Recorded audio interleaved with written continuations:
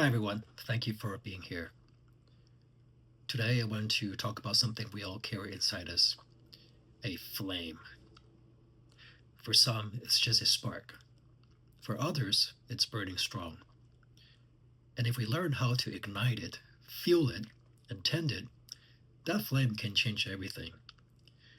It can turn vision into reality and setbacks into stepping stones. My name is Marcus Chen, and for the past 20 plus years, I've been a marketing executive in the biopharmaceutical industry, leading teams to launch breakthrough medicines around the world. My career has taken me to more than 50 countries, 3 years living in Japan as an expat, teaching marketing at universities, and even publishing a memoir about life abroad. I've studied 9 languages, mentored dozens of professionals, and built a career I never could have imagined when I was a kid. But here's the truth. My journey didn't begin with success. It began at 14 when my father left me in Texas with nothing but uncertainty. From there, I stumbled through life, struggling with academics, career, rejections, divorce, and even a near death experience. What saved me wasn't luck.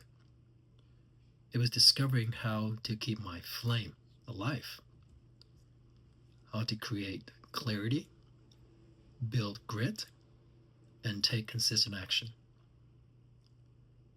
And that's what I'm here to share with you.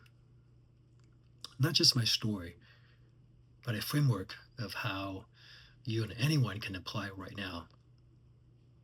Because some of you may feel like your fire has gone dim, buried under stress, setbacks, or doubt. Others may still be searching for the first spark. Wherever you are, my goal is simple: to help you claim your flame so that you can live, lead, and succeed with greater energy, resilience, and purpose. So let's get into it. The first step is to ignite your flame. Now, everybody's journey is different. For me, it began at 14 when my father and I traveled from the Philippines, and he dropped me off in Texas with his sister, my aunt, to start a new life. I still remember the heaviness in his voice as he was leaving. It's up to you now, son, to make something of yourself. And our family is counting on you. Now imagine being a young teenager in a country you barely understood. No parents, no clear plan for the future. Suddenly, I wasn't just a kid. I had to become an adult overnight. There was a little bit of sense of adventure, but it was mostly fear, loneliness, and a feeling of abandonment. But beneath all that, I felt something else: a spark, a raw, stubborn desire to survive, to rise. So for me, it was a survival spark born of necessity. So let me ask you, has there been a moment where you had to grow up faster than you were ready for? How did you respond to it? Right, so it was tricky enough to navigate through high school for anyone, right? And in a foreign land and without a compass of direction, I was really lost. And wanted so badly to belong, to make a friend. I was athletic, I ran fast, but I was too intimidated to try it out for any sports. I didn't know anything about American football. And I didn't understand why. Pep rally. What is that, anyways? Why do people get so excited before a game? But something caught my attention: the band. My dad's a musician, and I was exposed to music and instruments at a very young age. And I was just really enjoying the music they were playing and getting the crowd excited. One day I picked up a trumpet because I saw myself being part of the band. Now, I couldn't read music, and I taught myself to play by ear. Hours in my room, blowing until my lips went numb, and or when the neighbors complain, right?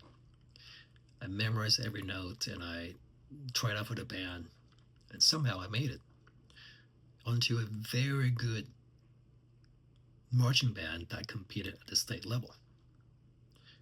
That was the first manifestation that I can remember as a young person. The band became my lifeline. I had friends that I made through practice and performing at football games, and it gave me a social life and a sense of belonging. It was also proof that I did not need perfect preparation, but I just needed commitment. So think of a time when you stumble into something, maybe by accident or by curiosity, that ended up lighting a spark for you. How did you respond to it? Did you chase it, or did you let it pass you by? For me, that an unexpected spark carried me through to college, and following my family's footsteps to the University of Texas in Austin. It was exciting, but I felt lost. When I first arrived, I felt really invisible. I was just one of more than 50,000 kids, and I stumbled socially, drifting between groups, never quite fitting in. Academically, I was barely holding on, failing advanced calculus, nearly flunking molecular biology, two very hard classes for a freshman. I did not choose to be pre-med. It was chosen for me by my family.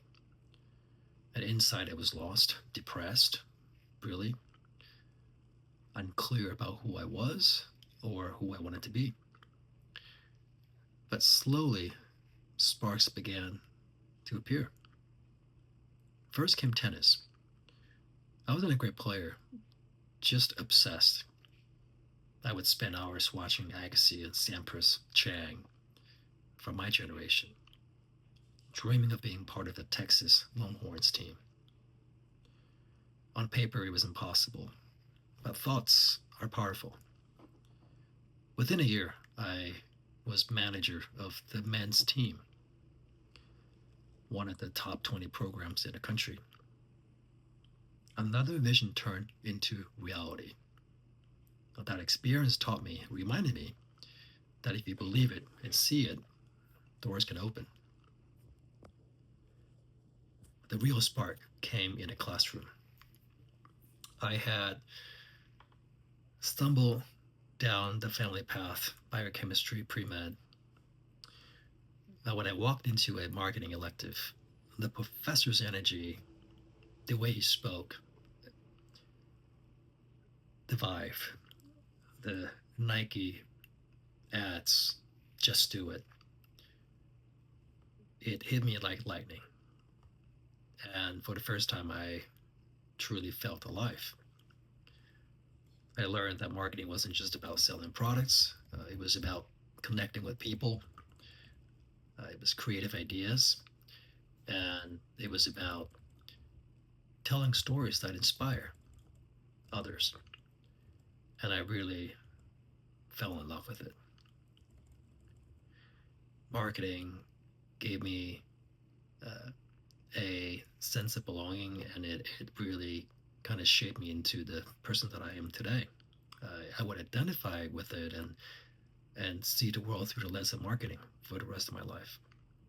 It also terrified me because I realized that I had to learn to speak a lot and work with people and persuasion, all the things that I dreaded.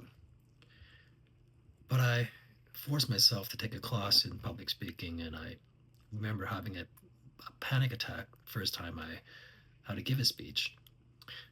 But I worked hard and I persisted, and I walked out with not just an A in a class, but with lots of confidence. So now let me ask you, what was that very first big spark for you that set the course for the rest of your life? That really made you feel alive and unstoppable? And did you stay with it? Okay. Now, once you find your spark, you have to really continue to keep it burning, right? You got to fuel it. For me, that between tennis and marketing really carried me through life. Uh, it was fun. However, I didn't do everything correctly. I graduated without a job. No job, no plan, no clarity. Again, I was lost and I felt stuck. Months went by without a really strong job lead, and the panic started to set in. So I lit a match under my own feet and I left for LA, where I had family. No safety net, no clear direction, just a raw ambition to make things happen in a new place, a new beginning. I ended up crashing in my aunt's spare room, and weeks went by, months went by, job searching every day, looking in the classified ads section of the LA Times. Remember those newspapers and classified ads? One morning, something caught my attention. It was an ad from Tiffany and Company, the luxury jewelry store for the rich and famous. Holiday staff or day of drive. Now, I never sold luxury goods a day in my life, but a hunger inside me roared. It told me that this job was mine.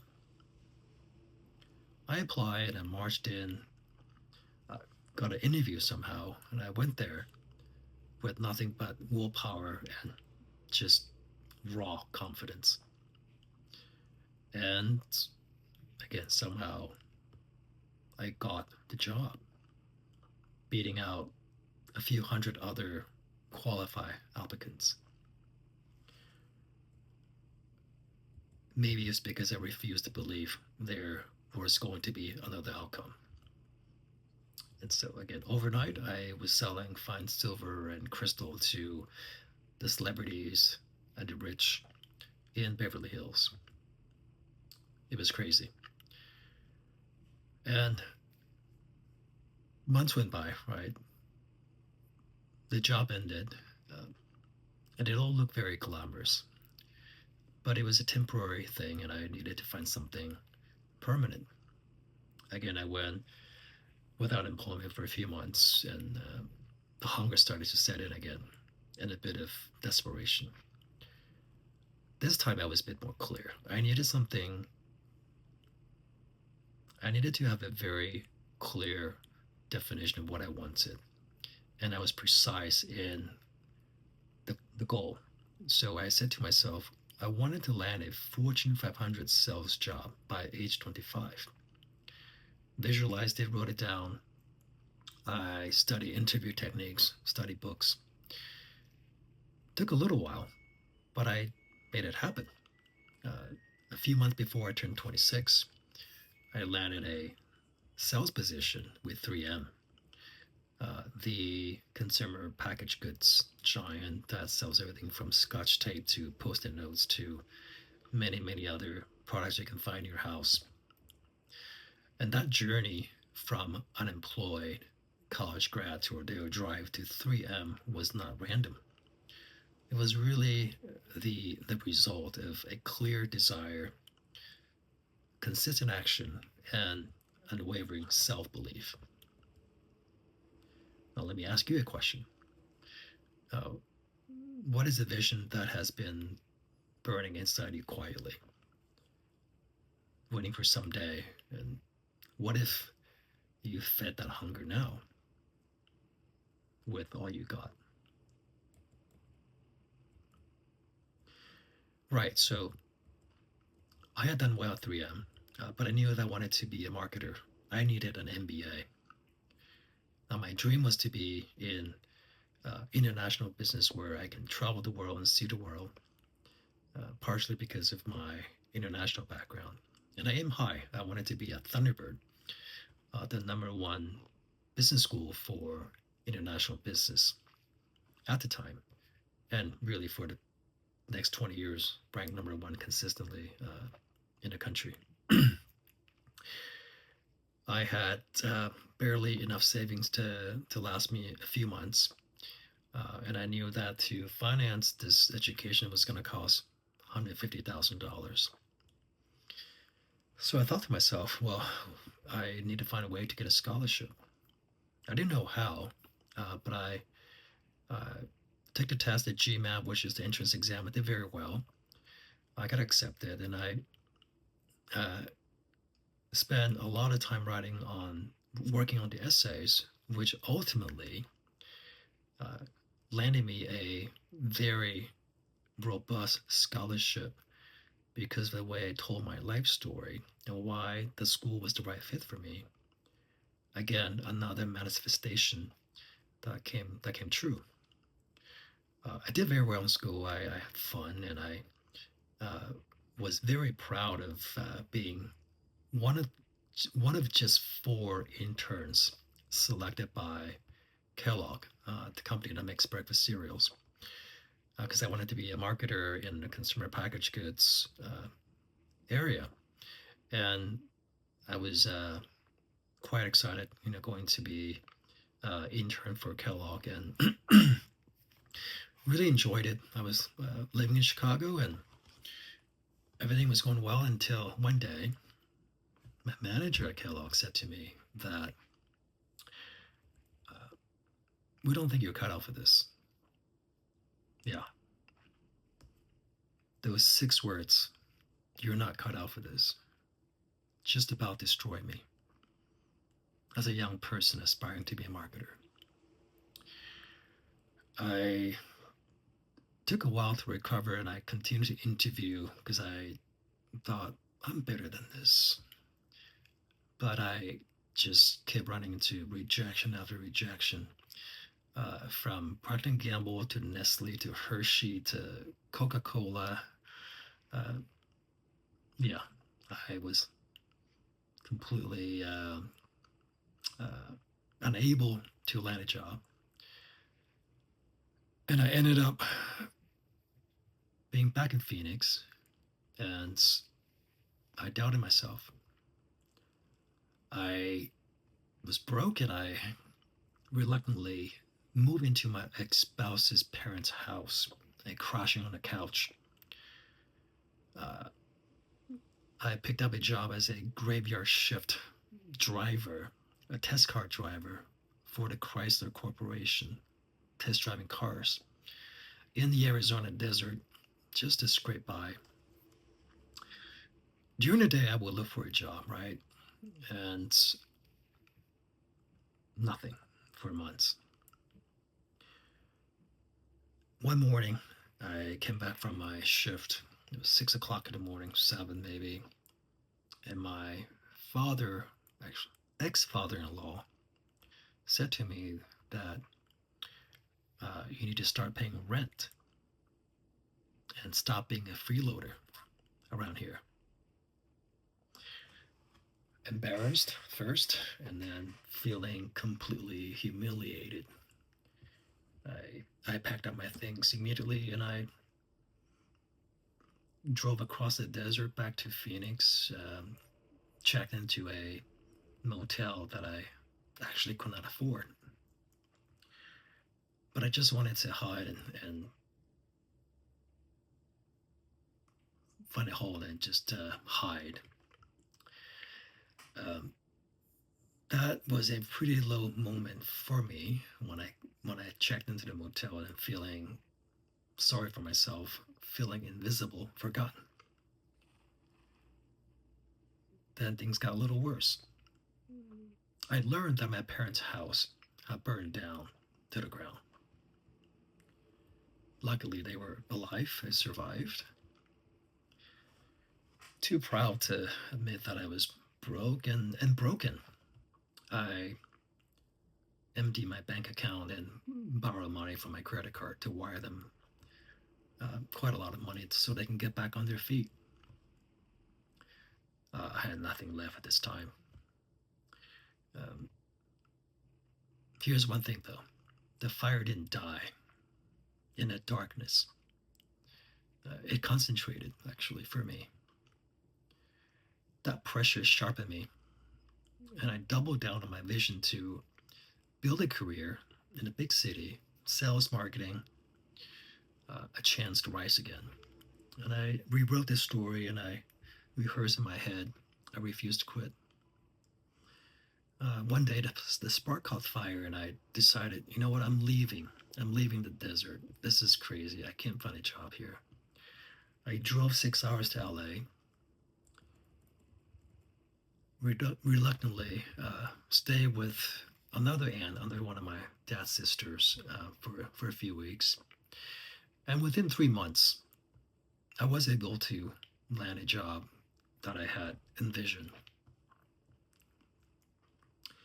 I became a sales rep for a top 20 global pharmaceutical company. Um, I had networked pretty hard and just worked really hard at practicing and rehearsing my interview questions, and I got the job. So from shorts and t-shirts and graveyard shifts to a suit and tie in doctors' offices, from survival mode to thriving in the pharma industry, it was my rebirth, and it was proof that adversity doesn't just test you; it forges you. So think back to the hardest no you've ever received. Did it stop you or did it sharpen you? Uh, what was it that kept you going? And perhaps it's similar to my story. Maybe it's completely different. But in any event, the fuel doesn't stop. Right? I felt like I was just starting. And once I got into pharma, I gave it everything. Extra calls. I work evenings, weekends.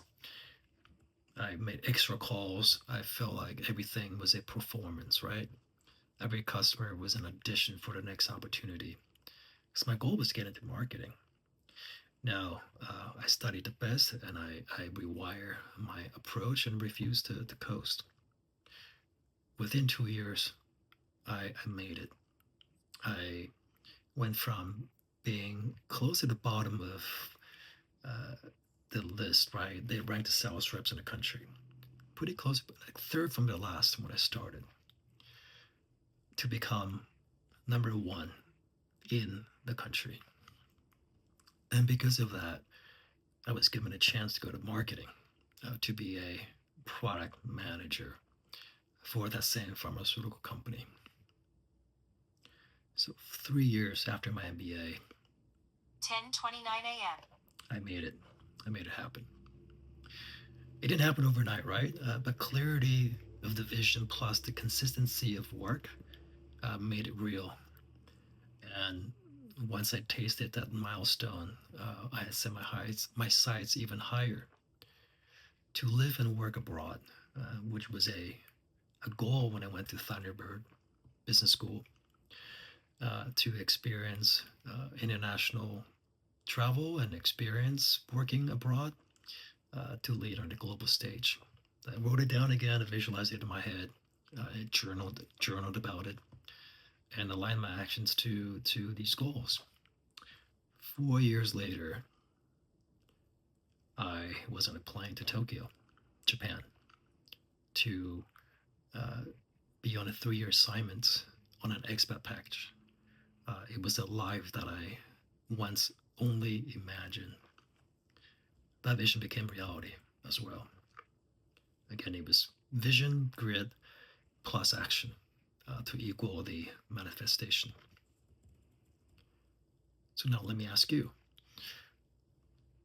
what's the vision you've been carrying, maybe very quietly, that you thought was impossible? Maybe you have forgotten about it for years. And are you fueling it with consistent action to make it happen? All right, so now we get to the third phase, which is to tend the flame. You have to protect it and adapt it with the changing winds, right? Everything was going well. I was having a great time in Japan. It's everything I asked for. I lived a really good life. Now life will continue to test you. In 2011, while living in Tokyo still, the earth itself turned against us. A 9.0 earthquake, 9.0 earthquake shook Fukushima, about 150 miles north of Tokyo. And I was in our home office in Tokyo on the fifth floor, and it felt like forever. 5 long minutes where walls shifted, glasses rattled, cabinets fell, and I clung under my desk, believing that it was my last moment alive. At that moment, I didn't think about titles or paychecks or milestones. My mind went to one thing, uh, my wife at the time and the unborn child that I fear I might never meet. That brush with death was a hard reset. It stripped away the noise and left me with clarity that life is fragile and time is the only currency we can't get back. From that day forward, I vowed to live with presence and gratitude and purpose as much as I could. Uh, when my dream assignment ended, I came back to the US expecting the momentum to carry me forward and progress in my career. Uh, it didn't happen that way. Instead, I hit a wall. Massive layoffs in the US, no open roles for me, and then something didn't I didn't expect. A reverse culture shock. After years of thriving in Japan, I had to relearn how to live like an American again, and things were different.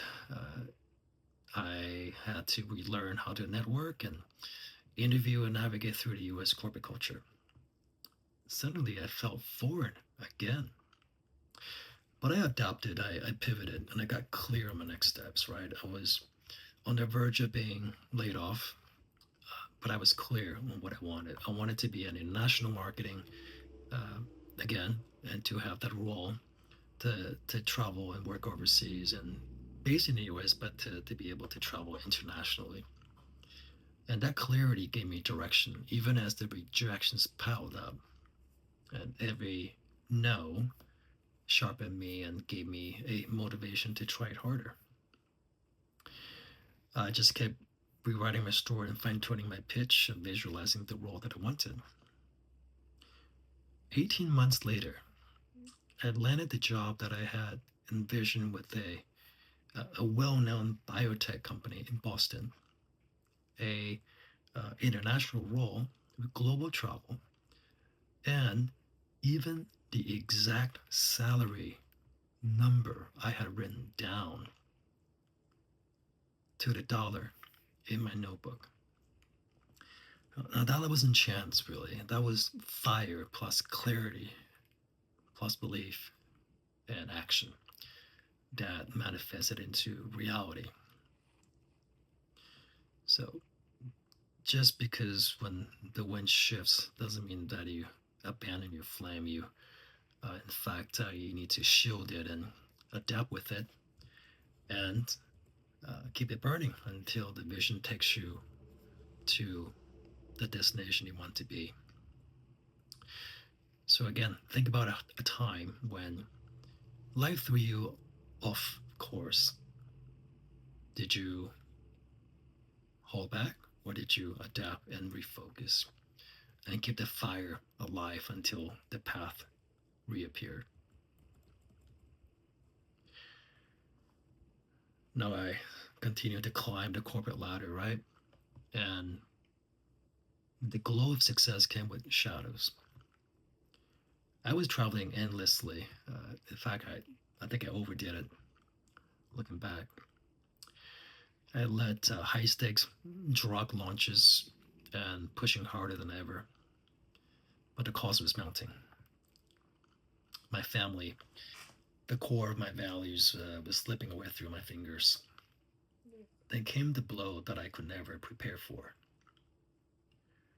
Within weeks, both my sons were diagnosed with autism. I was crushed under the guilt of not being there more for them, not being present when it mattered most. I was always on the road. And just when I thought I couldn't take more challenges, life split me open. I was handed divorce papers in my own living room in front of my children. Overnight, I lost my marriage, my home, half of my assets, and nearly my sense of who I was. I was broken again, directionless, and humiliated. I hit another rock bottom. But here's the truth: fire is not only fueled by victories, it's temper in loss. The pain woke me up. I realized my flame couldn't just burn for career ambitions. It needed tending with purpose, family, health, wholeness. I rebuilt, not just to succeed in business, but to stand strong as a father, as a human being, as a good leader, a man committed to living aligned with what truly matters. So here's a question for you again. What's the fire you've been neglecting while chasing success? And what would it mean for you, not just professionally, but personally, if you tended it to now before it burns out?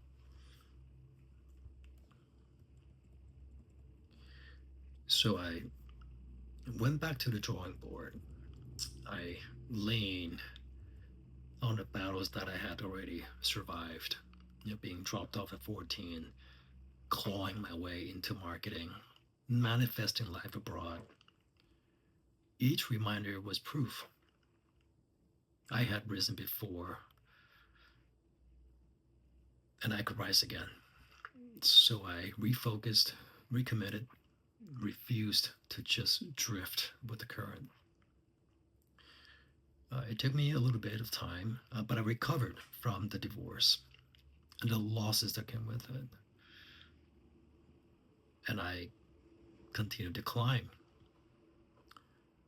the corporate ladder, or I tried. But as I climbed higher, new tests came: layoffs, missed promotions, and the sobering truth that in corporate America, profits often outweigh people. There were nights when I questioned, do I still have it in me? Then I looked at my sons, both on the autism spectrum and ADHD, And the answer became crystal clear. My life purpose wasn't about titles or status. It was about ensuring my children had every chance at a decent life. They became my fuel. The reason I kept pushing even when doors closed and doubt tried to take root. It took years of persistence, clarity,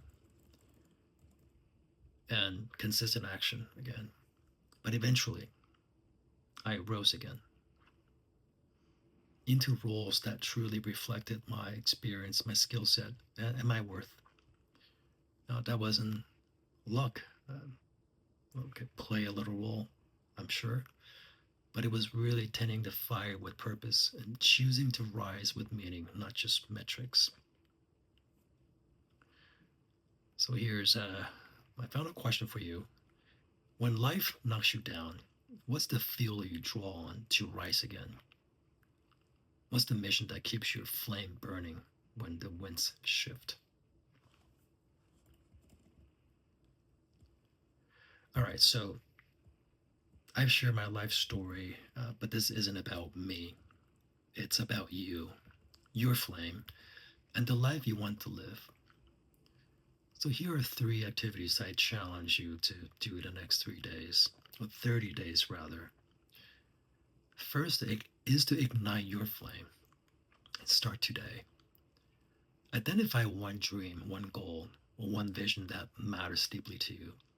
Write it down wherever you see it daily, and your dream will begin to take form. Step two, fuel your flame. Take one bold step. Commit to one concrete action that brings you closer to that goal. Make the call, send that email, sign up for the class. Small steps ignite momentum, and momentum fuels belief. Step three, tend your flame. Protect your fire. Choose one distraction or habit or time drain you'll cut back on this month to protect your energy and focus. Guard your flame like your life depends on it. And here's the truth, right? 30 days from now, you'll either be standing in the same spot or you'll be one step closer to the life you've envisioned.